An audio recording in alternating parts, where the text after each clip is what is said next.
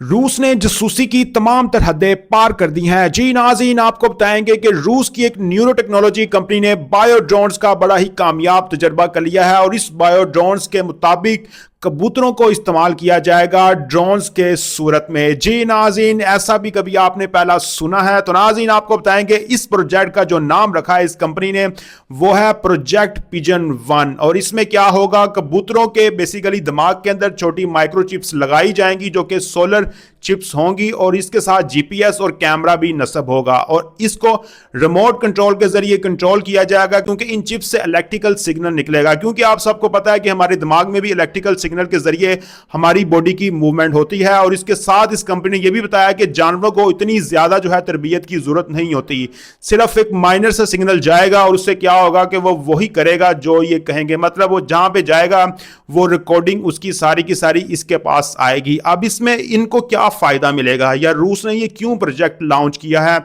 इन्होंने कहा कि जो गैस की जो पाइपलाइंस होती हैं या जो बिजली की तारें होती हैं उनकी हिफाजत के लिए इस्तेमाल किया जाएगा, लेकिन ऐसा नहीं है।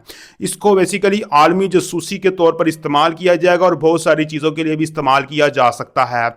अगर मैं आपको इसकी इंटरेस्टिंग चीज़ें बताता हूं तो इसको क्यों इस्तेमाल किया गया बायोड्रोन्स को, ऐसी क्या जरूरत पड़गी रूस को ऐसी चीज़ें बनाने की, क्योंकि क्या वो जो दूसरे ड्रोन्स हैं वो वैसी जासूसी नहीं कर रहे हैं? नाज़रीन, इसके पीछे जो वजूहात हैं वो ये है कि ये जो कबूतर है बेसिकली ये पूरे दिन में 300 से 400 किलोमीटर तक उड़ सकता है बगैर किसी बैटरी के। आम ड्रोन्स को इस्तेमाल करने के लिए बैटरीज यूज की जाती हैं और उसकी बैटरी खत्म भी हो जाया करती हैं।